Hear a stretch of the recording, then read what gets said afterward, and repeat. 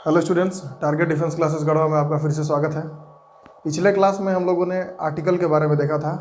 मैंने आप लोगों को बताया था कि आर्टिकल क्या है, आर्टिकल के काइंड कौन कौन से हैं। तो हम लोगों ने देखा था कि डिफिनिट और इनडिफिनिट दो आर्टिकल आप लोगों ने देखा था। अगर आप लोगों ने पढ़ा हो तो आपको ध्यान में होगा। और उसके बाद उसमें जो आर्टिकल्स के जो टाइप्स थे, ए का यूज हम लोगों ने देख लिया था, एन का यूज भी हम लोगों ने देख लिया था। आज हम देखेंगे कि ए और एन के जो रूल्स आप लोगों ने पहले देखे थे उसके अलावे कुछ स्पेशल रूल्स होते हैं ए और एन के। आज उन रूल्स के बारे में हम डिटेल से देखेंगे, समझेंगे। आप समझते चलिए हमारे साथ, और उसके बाद आप एक नोट डाउन कर लीजिए ताकि आप उसको रिवाइज कर सकें। चलिए देखते हैं क्या है। देखिए, सबसे पहले हम समझते हैं कि वॉवेल साउंड क्या है, कॉन्सोनेंट साउंड क्या है।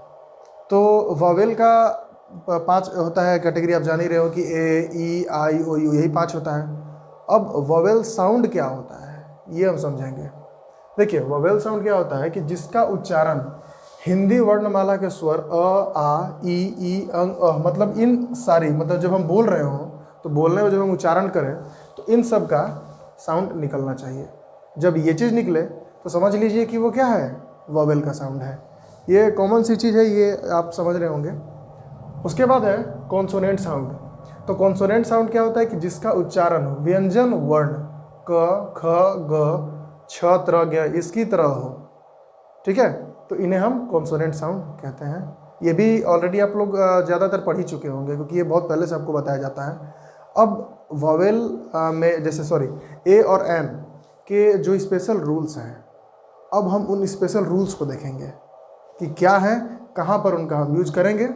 तो चलिए, पहला क्या है, कहता है कि जब एक से अधिक नाउन, क्या है कि एक से अधिक नाउन या एडजेक्टिव, नाउन पता है आपको, एडजेक्टिव पता होगा, एक ही व्यक्ति या वस्तु का बोध कराए। ध्यान से समझिएगा कि जब एक से अधिक नाउन या एडजेक्टिव एक ही व्यक्ति या वस्तु का बोध कराए तो सिर्फ एक ही के पहले आर्टिकल का प्रयोग होता है। समझ रहे हैं आप, एग्जाम्पल के थ्रू आप इसको समझिएगा। ठीक है, फिर क्या कहता है कि लेकिन अलग अलग पर्सन या ऑब्जेक्ट के लिए उनमें से प्रत्येक से पहले आर्टिकल का प्रयोग करेंगे। ये सेंटेंस देखिए, कहता है कि a red and a blue pencil. अब इसका मतलब क्या है ना कि a red and a blue pencil, एक ही पेंसिल जो लाल व नीला है, दोनों है। मान लीजिए जैसे ये मार्कर आप देख रहे हैं, तो इस मार्कर में देखिए एक रेड, ये वाइट कलर है आपका, और इसके बाद यहाँ पर ब्लू कलर है, इसके बाद यहाँ पर ये देखिए स्काई कलर भी है। इसमें 3 कलर हैं। मार्कर एक ही है लेकिन इसमें 3 कलर अप्लाई हुए हैं। वही चीज़ यहाँ पे कह रहा है कि पेंसिल एक है लेकिन उसमें क्या है, 2 कलर हैं। ठीक है, कलर्स 2 हैं लेकिन ऑब्जेक्ट क्या है, एक ही है। तो जब ऑब्जेक्ट एक होता है तो अ रेड एंड, अब हम यहाँ पर क्या करेंगे ना कि 2 बार नहीं लगेंगे क्योंकि रेड और ब्लू जो है वो उसका कलर है, ना कि क्या है, वो ऑब्जेक्ट है। क्लियर है? फिर से समझिएगा कि रेड और ये ब्लू जो है वो क्या है, कलर है, न कि ऑब्जेक्ट है। ऑब्जेक्ट एक ही है। तो हम आर्टिकल का प्रयोग भी कब करेंगे, एक ही बार करेंगे। समझे? दूसरी बार में आइए, दूसरा सेंटेंस कहता है कि a red and a blue pencil. ठीक है, a red and a blue pencil, 2 pencil, एक नीला व दूसरा लाल है। अब जैसे कि मान लीजिए ये देखिए 2 मार्कर है, ये मार्कर है, मान लीजिए ये ब्लैक है। ठीक है, अभी इसमें तो वाइट वगैरह भी है लेकिन मान लीजिए कि ये पूरा ब्लैक है, और ये हम मान लेते हैं इसको पूरा वाइट है। तो ये जो 2 मार्कर आप देख रहे हैं, तो ये ऑब्जेक्ट्स क्या हैं, 2 हैं। ऑब्जेक्ट्स भी 2 हैं, कलर्स भी 2 हैं। ठीक है, इसमें तो 3-4 कलर है लेकिन इसको लेकर नहीं चलना है। तो हम लोग सपोज करेंगे, जैसे मान लीजिए 2 पेंसिल है, एक क्या है, नीला है और दूसरा लाल है। तो यहाँ पर ऑब्जेक्ट कितने हैं, 2 ऑब्जेक्ट है। पहला वाला जो केस था उसमें ऑब्जेक्ट कितना था, 1 था, लेकिन इसमें जो है वो 2 ऑब्जेक्ट है। तो जब ऑब्जेक्ट 2 है तो हम 2 आर्टिकल का यूज करेंगे। देखो, तो एक रेड एक ब्लू, पेंसिल 2 है, एक पेंसिल क्या है, रेड है, दूसरा पेंसिल क्या है, ब्लू है। ऑब्जेक्ट 2 है इसलिए आर्टिकल का यूज 2 बार हुआ। ए का ही क्यों यूज हुआ, ए का यूज इसलिए हुआ क्योंकि यहाँ पर देखिए आर है।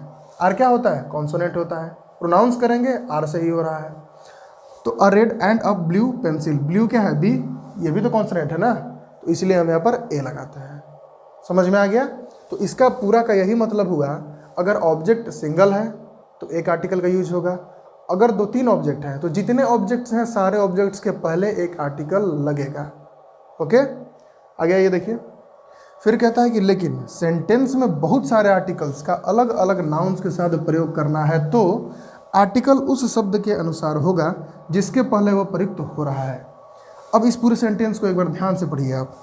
There are several things on the table, a book, a pen, a ink pot and a pencil. अब इसमें देखिए कहता है कि देयर आर सेवरल थिंग्स। मान लीजिए कि एक टेबल है, समझ गए, एक टेबल ये बना हुआ है, एक टेबल है और इसी पर ना बहुत सारी 4-5 चीज़ें रखी हुई हैं। तो टेबल क्या है, एक है ना। अब इस पर जो ऑब्जेक्ट रखा हुआ है वो भी तो अलग अलग है। अब देखिए जैसे कि टेबल है, टेबल के ऊपर मान लीजिए पहला हमारा क्या रखा है, देखिए यहाँ पर कहता है कि अ बुक, एक किताब है। बुक क्या है, एक ऑब्जेक्ट है। उसके अलावा पेन, इंक पॉट, पेंसिल, ये सारे के सारे क्या हैं, ऑब्जेक्ट हैं। यानी कि ऑब्जेक्ट तो है लेकिन उसके ऊपर भी कई सारे ऑब्जेक्ट्स रखे हुए हैं। तो जितने ऑब्जेक्ट्स होंगे उतना आर्टिकल हम वहाँ पर अप्लाई करेंगे। अब देखिए जैसे बुक है तो बी है, कॉन्सोनेंट है तो इसके पहले ए लगाएंगे। पेन है, पी है, कॉन्सोनेंट है तो ए लगाएंगे। इंक पॉट है, आई है, इसलिए यहाँ पर एन लगाते हैं। पेंसिल था, पी था, इसलिए ए लगाते हैं। ठीक है, यानी कि इस सेंटेंस का ओवरऑल मतलब यही है कि अगर ऑब्जेक्ट्स जितने होंगे उतने आर्टिकल हम वहाँ पर अप्लाई करेंगे, चाहे वो किसी एक ऑब्जेक्ट पे ही रखा क्यों ना हो।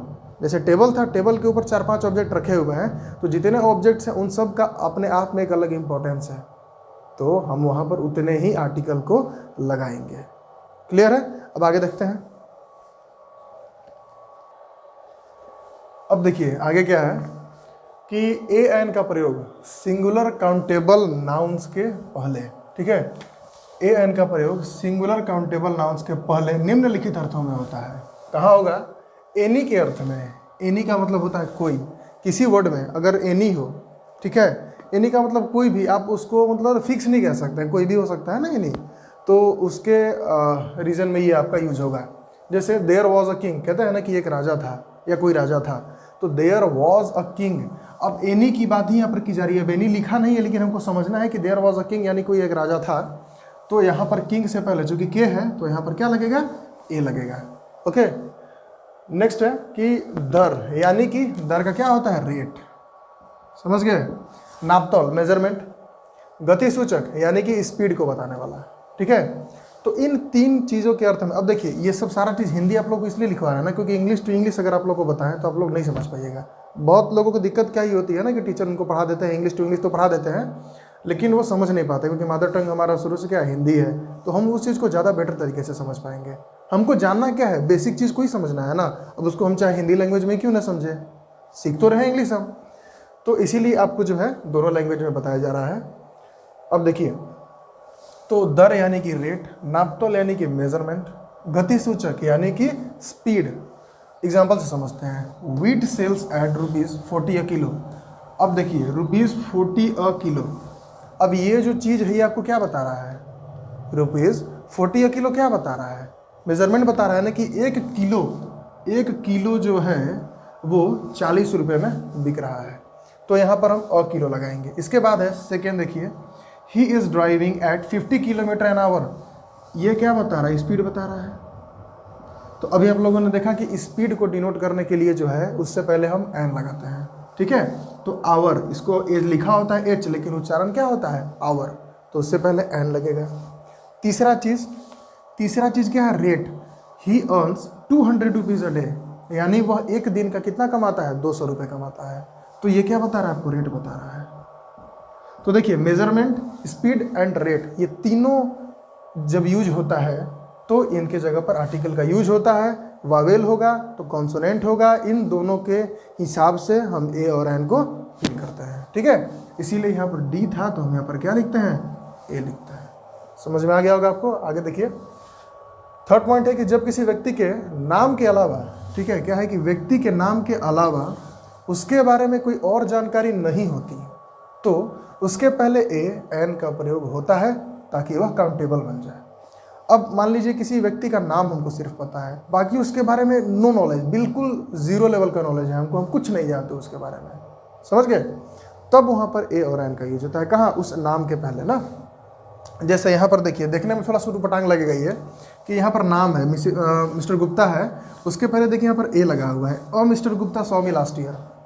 उसके बाद दूसरा है कि this letter is written by a Sohan, समझे। देखिए अब यहाँ पर बहुत लोगों को ये थोड़ा सा उटपटांग टाइप में लगेगा। यहाँ पर एक मिस्टर गुप्ता बताया जा रहा है, फिर सोहन बताया जा रहा है, लेकिन रियलिटी यही है, इंग्लिश यही कहता है हमें कि जब भी कोई एक ऐसा इंसान जिसके बारे में हम सिर्फ उसका नाम जानते हो, उसके अलावा हमारे पास उसका कोई भी डिटेल, कोई भी जानकारी नहीं है, मतलब हम बिल्कुल जीरो लेवल पे हैं उसके बारे में, ठीक है, तो उस नाम से पहले हम क्या लगाते हैं, ए लगाते हैं, ठीक है, ए या एन लगाते हैं। अब देखना होगा कि उसमें जो है क्या लग रहा है ना, शुरू में वोवेल है, कॉन्सोनेंट है, उसके हिसाब से हम उसको जज करेंगे। आते हैं फोर्थ पॉइंट में, जब किसी सिंगुलर नाउन का प्रयोग पूरी जाति के लिए हो, क्या है, जब किसी सिंगुलर नाउन का प्रयोग पूरी जाति के लिए हो तो उसके पहले ए और एन का प्रयोग किया जाता है। देखो अ काऊ, अब ये काऊ है जो है, क्या समझ में आ रहा है आपको, काऊ क्या है, कॉमन नाउन है ना, जातिवाचक संज्ञा है। तो अब काऊ यानी कि पूरी जाति का बोध हो रहा है। अ काऊ इज़ अ यूजफुल एनिमल, गाय जो है बहुत ही क्या है, ज़रूरत वाली जानवर है, ज़रूरत वाली पशु में इसको हम गिनते हैं। तो काऊ ये कॉमन नाउन है, इसलिए हम इसके पहले अ लगाते हैं, यानी कि पूरी जाति। अब देखिए सिर्फ एक गाय की नहीं बात हो रही है, समझ गए। अब गाय की बात की जा रही है तो गायों में तो बहुत सारी, जितनी भी गाय हैं सारी गायें आ गई ना, तो उस चीज़ को यहाँ पर लिया जा रहा है। ये सिंगल की बात नहीं होता है, क्योंकि ए एन जो है वो क्या बताता है, सिंगल को ही बताता है, लेकिन पूरा ग्रुप भी एक अकेला सिंगल ही हुआ ना। A bird has a wing, एक चिड़िया के पास क्या होता है, पंख होता है। अ बर्ड, यहाँ पर एक चिड़िया की बात की जा रही है, या फिर मान लीजिए जो चिड़िया है, एक चिड़िया नहीं, पूरी चिड़िया, पूरा ग्रुप ना, एक चिड़िया की बात नहीं है यहाँ पे, तो पूरी चिड़िया की बात कहा जा रही है। तो a bird has wings, okay.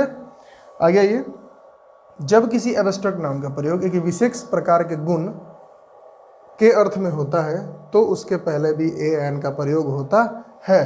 कहता है कि he has received a good education. अच्छा, एब्स्ट्रैक्ट नाउन का मतलब आप लोग को याद है, चलिए हम बताते हैं आपको। एब्स्ट्रैक्ट नाउन क्या होता है कि एक ऐसा नाउन जो किसी चीज़ की विशेषता बताता है ना, किसी चीज़ की क्वालिटी को या फिर उसकी बुराई को, मतलब गुण दोष, इन सारी चीज़ों को वो बताता है, समझ गए। तो इसमें देखिए आप एग्जांपल में देखिए समझिए कि he has received a good education. देखिए उसने एक शिक्षा तो प्राप्त किया, लेकिन कैसा शिक्षा, गुड। तो ये गुड जो है ना, ये देखिए एब्स्ट्रैक्ट नाउन है, शिक्षा है लेकिन कैसा शिक्षा है, एक अच्छा शिक्षा, ये इसकी विशेषता बता रहा है। तो इस एब्स्ट्रैक्ट नाउन के पहले क्या लगता है, आर्टिकल लगता है। चूंकि जी था तो जी क्या है, कॉन्सोनेंट है, इसलिए यहाँ पर ए लगा है। दूसरा है he has acquired a working knowledge of computer, यानी कि उसने कंप्यूटर का जो है वर्किंग, जितने भी काम कंप्यूटर से होते हैं उसका नॉलेज उन्होंने ग्रहण कर लिया है। तो अब देखिए, तो कैसा नॉलेज है उसके पास, तो वर्किंग नॉलेज ऑफ कंप्यूटर। तो क्या है, कंप्यूटर से काम करने का नॉलेज उसके पास है, इसीलिए यहाँ पर अब चूंकि डब्ल्यू था इसीलिए यहाँ पर ए लगा दिए, ठीक है। इसको आप नोट डाउन कर लीजिए, आगे देखते हैं। चलिए अब देखते हैं हम लोग uses of the. A an का जो यूज़ था बस इतना ही था, इतना ही में आप लोग को देखना है, सीखना है, और इतना इफिशिएंट है आप लोगों के लिए, कोई भी कंपटीशन एग्जाम का क्वेश्चन आपको सॉल्व हो जाएगा इतना से। अब देखते हैं कि द का यूज क्या होता है। देखिए पहला है कि द जो है वो डिफिनिट आर्टिकल है। पिछले हम लोगों ने देखा था पिछली क्लास में कि द को डिफिनिट आर्टिकल में रखा गया है ना। तो द जो है वो डिफिनिट आर्टिकल है, जिसके पहले इसका प्रयोग होता है वह उसे विशेषित करता है, यानी कि जिस भी वर्ड से पहले द लगा, मतलब आप समझ लीजिए कि वो क्या है, विशेष है, विशेषता बता रहा है उसका। अब देखिए कहाँ कहाँ यूज होगा इसका, तो पहला कॉमन सिंगुलर नाउन के लिए। कॉमन सिंगुलर नाउन कॉमन, जैसे कि देखिए मान लीजिए ये जो डॉग है, डॉग का मतलब तो सब आ गया ना, कॉमन नाउन में आता है, ठीक है। लेकिन अब कॉमन सिंगुलर नाउन, मान लीजिए सब कुत्ता की बात नहीं, यहाँ पर एक कुत्ता की बात किया जा रहा है, एक अगर डॉग है तो वहाँ पर हम क्या लगाएंगे, द लगाएंगे। इसके बाद द रैट, कोई एक चूहा है उसको हम द कहते हैं, यानी हम उसकी विशेषता बता रहे हैं, यानी कि यही चूहा, ठीक है, तो एक विशेषता हम बता रहे हैं। दूसरा है कि कॉमन नाउन प्लूरल नाउन के साथ जब उसे विशेषित करना हो, ध्यान में रखिएगा कि कॉमन नाउन या प्लूरल नाउन के साथ हम द का यूज तभी करेंगे जब उस नाउन को हमको क्या करना है, विशेषित करना है, उसका इंपॉर्टेंस देना है। यूज कैसे होगा, द नाउन तब ऑफ फिर नाउन। अब मान लीजिए the boys of my locality. अब देखिए ये जो बॉयज़ वर्ड है ये कॉमन नाउन है ना, इसके पहले हम द इसलिए लगा रहे हैं क्योंकि लिखा हुआ है कि the boys of my locality, यानी हमारे लोकेलिटी के जो लड़के हैं, समझिए हमारे लोकेलिटी के जो लड़के हैं, यानी कि एक विशेष जगह, एक विशेष लोकेलिटी के लड़कों की बात की जा रही है, समझे। इसीलिए यहाँ पर क्या लगेगा, द लगेगा, क्योंकि हम ये जो लड़के हैं इनकी विशेषता बता रहे हैं कि इसी लोकेलिटी के हैं, है ना। थर्ड है मटेरियल नाउन के बाद अगर उसे विशेषित करना हो, मटेरियल नाउन। मटेरियल नाउन का मतलब क्या है कि देखिए, कोई भी ऑब्जेक्ट जिस चीज़ से मिलके बना होता है उसे मटेरियल नाउन कहते हैं। ध्यान में रखिएगा कि जिस चीज़ों से मिलकर कोई ऑब्जेक्ट बनता है हम उसे मटेरियल नाउन कहते हैं। एग्जांपल में ले लीजिए वुड, गोल्ड, सिल्वर, एल्युमिनियम, ये सारी चीज़। अब देखिए कोई आदमी समझेगा, जैसे मान लीजिए टेबल है, तो कोई टेबल को कहेगा कि मटेरियल नाउन है, नहीं, गलत है। ग्रामर में बहुत दिक्कत होता है मटेरियल नाउन को लेकर के। साइंस में आप लोगों ने पढ़ा होगा कि मैटर का एक परिभाषा होता है, एक डेफिनेशन है कि anything that occupies space and as mass is known as matter. कोई भी ऐसा वस्तु जो जगह घेरती हो, जिसमें भार हो, हम उसे पदार्थ कहते हैं, ठीक है। अब मैटर और मटेरियल नाउन में आसमान ज़मीन का फ़र्क है, ठीक है। तो अगर आपको कोई ऑप्शन दे और जैसे मान लीजिए टेबल ऑप्शन दे दिया, तो क्या है, टेबल तो मैटर है। अब कभी लगा कि चार है तो चारों तो मैटर दिख रहा है, तो फिर मटेरियल नाउन है क्या भाई, इसमें चारों तो सही नहीं ना होगा, एक ही सही होगा। तो हमेशा ध्यान में रखिएगा कि कोई ऑब्जेक्ट जिस चीज़ से मिलके बना होता है दैट इज़ मटेरियल नाउन। जैसे मान लीजिए आपका टेबल है, तो टेबल क्या लकड़ी से बना होगा। अगर लकड़ी से बना है तो आपका जो टेबल है, table is not material noun but would is material noun. Okay, remember this. आगे देखिए, तो मटेरियल नाउन के बाद जब हम उसे विशेषित करेंगे, the water of the Ganga. अब देखिए पानी जो है ये क्या है, मटेरियल नाउन है, ठीक है। हम पानी को गिन नहीं सकते हैं, मटेरियल नाउन में रखा जाता है। तो द वाटर, अब पानी जो है वो कोई विशेष चीज़ तो नहीं है ना कि हम उसके पहले द लगाएंगे, लेकिन विशेषता कब हो गया, जब कहता है कि द वाटर ऑफ द कहाँ, गंगा, यानी कि किस पानी की बात की जा रही है, तो गंगा यानी गंगा जल की बात की जा रही है। तो एक स्पेशल नदी के। चलिए अब देखते हैं एब्स्ट्रैक्ट नाउन। एब्स्ट्रैक्ट नाउन के साथ लगाते हैं हम लोग, ठीक है, द का। अब देखिए, the death of mister Sinha, यानी कि डेथ हो गया, हैप्पीनेस हो गया, सॉरो, ये सारी की सारी चीज़ें किस में आती हैं, एब्स्ट्रैक्ट नाउन में, ठीक है। तो इसके पहले हम द लगाते हैं। आगे ये सुपरलेटिव डिग्री। सुपरलेटिव डिग्री क्या होता है कि हाँ, सुपरलेटिव डिग्री देखिए, जिसे टॉल, टॉलर, टॉलेस्ट, टॉलेस्ट यानी कि सबसे बेहतर, सबसे super, that will be the superlative degree. तो सुपरलेटिव डिग्री से पहले हम क्या लगाते हैं, द लगाते हैं। देखिए, he is the tallest boy in the class, वह अपने क्लास में क्या है कि सबसे लंबा है, सबसे टॉल है ना। तो ये सुपरलेटिव डिग्री है, उससे पहले हम द लगाते हैं। नेक्स्ट पॉइंट, जब कोई सिंगुलर काउंटेबल नाउन किसी वाक्य में पहली बार आता है, जब पहली बार आया तब तो एन लगाएंगे, लेकिन फिर दूसरी बार रिपीट हो गया तो हम यहाँ पर द लगा देंगे। समझिए, Ram purchased a ball, Ram ने क्या खरीदा, एक बॉल खरीदा। द बॉल इज रेड, देखिए ये बॉल वर्ड जो है ये देखिए 2 बार रिपीट हुआ है ना। राम ने एक बॉल खरीदा और बॉल कैसा है, लाल है, तो 2 बार इसका यूज हुआ ना। तो पहली बार जब यूज किए तब तो ए लगाते हैं। अगर यहाँ पर कोई वावेल वाला वर्ड रहेगा तो वह लगाएंगे, लेकिन यही चीज़ जब दूसरी बार यूज हो तो हम यहाँ पर क्या लगाएंगे, द लगा देते हैं। क्लियर है। नेक्स्ट पॉइंट है कि किसी आविष्कार से पहले, किसी इन्वेंशन से पहले, कोई भी आविष्कार हो गया, कोई भी इन्वेंशन हो गया, उससे पहले हम द का यूज करते हैं। जैसे कि देखिए टेलीफोन, टेलीफोन एक इन्वेंशन है कि नहीं है, आविष्कार है ना, तो उससे पहले कि हम क्या लगा देंगे, द लगाते हैं। अगला है कि शरीर के अंगों के नामों से पहले, कोई भी पार्ट्स ऑफ बॉडी है उसका नाम है, तो उससे पहले हम क्या लगाएंगे, द लगाते हैं। जैसे ही वुंडेड इन द लेग, उसके पैर में चोट लगी है, ठीक। तो अब लेग क्या है भैया, पार्ट्स ऑफ बॉडी है ना, पार्ट्स ऑफ बॉडी है, तो उससे पहले हम क्या लगा देंगे, द लगा देंगे। समझ में आया। चलिए नेक्स्ट पॉइंट देखते हैं। अब इसके बाद जो है वाद्य यंत्र। वाद्य यंत्र का मतलब होता है म्यूजिकल इंस्ट्रूमेंट। तो वाद्य यंत्र यानी म्यूजिकल इंस्ट्रूमेंट के नामों से पहले, तो नीरा प्लेज ऑन द टेबल। अब देखिए टेबल पर कोई बैठ के धन नहीं बजाना शुरू कर देता है, तो वो एक म्यूजिकल इंस्ट्रूमेंट की तरह काम करता है। तो जो भी म्यूजिकल इंस्ट्रूमेंट होगा ना, उसके पहले हम द लगाएंगे, उसको ध्यान रखिए। आगे है कि जब किसी एडजेक्टिव का प्रयोग प्लूरल नाउन की तरह किया जाता है, ठीक है, जब किसी एडजेक्टिव का प्रयोग प्लूरल नाउन की तरह किया जाता है। The rich should help the poor, ठीक, the rich should help the poor, क्या कर रहा है कि इसमें कि एडजेक्टिव का प्रयोग जो प्लूरल की तरह किया जा रहा है, यानी कि अमीरों को गरीबों की मदद करनी चाहिए। तो देखिए वहाँ पर पुअर और यहाँ पर रिच, तो इन दोनों से पहले द का यूज होगा। उसके बाद है जब किसी व्यक्ति के समान गुण मतलब क्वालिटी अथवा स्वभाव नेचर वाले दूसरे व्यक्ति का बोध हो तब, जैसे कि यहाँ he is the Tagore of Hindi poetry. देखिए कहता है कि वह हिंदी पोएट्री का ना टैगोर है। अब टैगोर से तुलना की, टैगोर मतलब कौन, रविंद्रनाथ टैगोर से तुलना की जा रही है। बहुत अच्छे वो लेखक थे, कविता भी लिखते थे, तो उनसे क्या की जा रही है, उसकी तुलना की जा रही है। वही तो नहीं ना है वो, रविंद्रनाथ टैगोर तो नहीं है, लेकिन उससे तुलना की जा रही है, मतलब उसके अंदर वो कला होगा, तो तुलना कर रहे हैं। तो उसके पहले हम क्या लगाते हैं, द लगाते हैं, the. Next, last, first, second के पहले यदि उसके बाद कोई काउंटेबल नाउन हो, अगर ये सारा वर्ड दिया है ना, उसके बाद अगर कोई काउंटेबल नाउन है तो वहां पर हम लगाते हैं द।